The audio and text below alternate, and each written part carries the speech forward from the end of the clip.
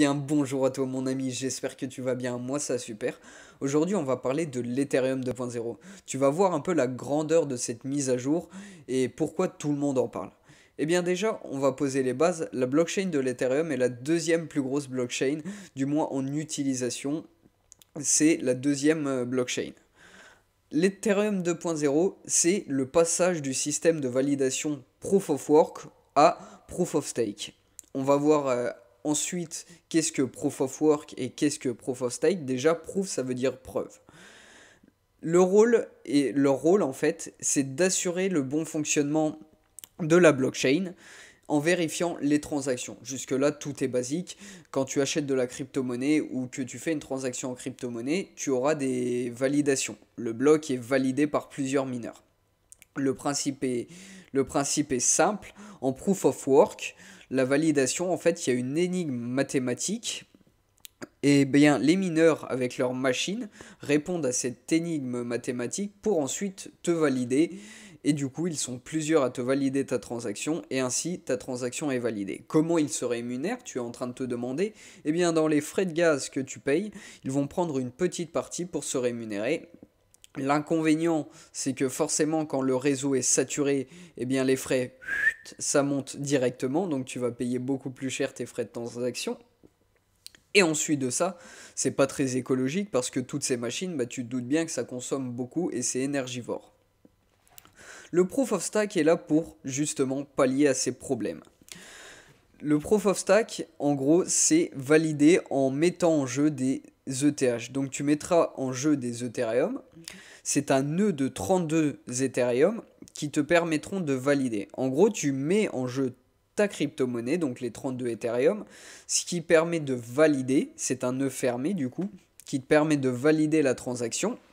Et ensuite, tu vas pouvoir prendre du coup le même principe sur l'autre, sur les frais de gaz pour te payer, mais tu n'as pas besoin en fait d'utiliser une machine. Ce qui permet en fait au niveau écologique d'être super bien. Mais bien évidemment, il y a une contrepartie. Tu te doutes bien que ces 32 Ethereum, tu vas pas les stocker dans un placard. Il faudra bien évidemment des serveurs pour stocker tous ces nœuds.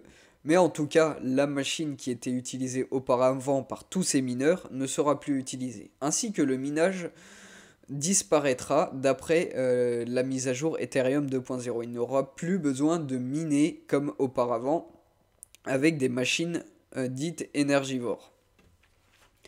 Il se prélève pour payer, comme j'ai dit, et du coup, c'est vraiment la solution la plus verte qui est trouvée à ce jour.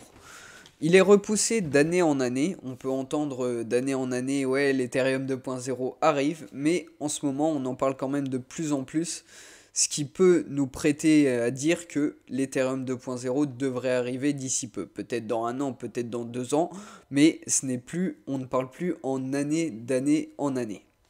Ensuite, de ce fait, les mineurs, est-ce qu'ils sont amenés à disparaître? Bien évidemment que non. Il y a beaucoup de crypto-monnaies qui ont besoin de mineurs, mais en tout cas, sur l'Ethereum 2.0, du moins quand il sera établi à son paroxysme, que tout sera bien peaufiné, il n'y aura plus besoin de mineurs. Ça veut dire que tous les mineurs iront sur d'autres projets en dehors de la blockchain de l'Ethereum. Parce que on n'est pas non plus en train de mettre tout le monde en proof of stake.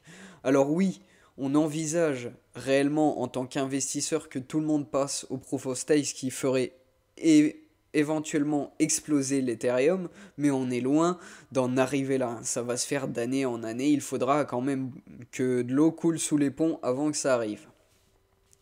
Les dates sortent d'où? Si vous vous rappelez, j'avais fait une vidéo sur l'Ethereum 2.0. Bon, elle est assez ancienne, je l'avoue.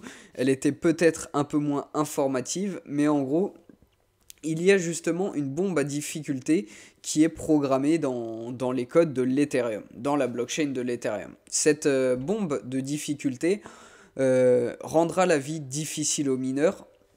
Déjà, ils auront besoin de machines beaucoup plus performantes. Leurs petites machines, pour certains, ne suffiront plus.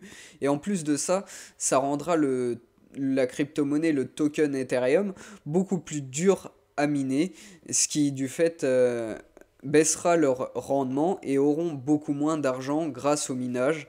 Du coup, ça forcera les mineurs à partir progressivement de la blockchain Ethereum pour mettre place au nouveau système. Et justement, cette bombe à difficulté qui était prévue pour juin 2021, comme je l'avais annoncé dans ma vidéo précédente, aujourd'hui elle est repoussée à juin 2022.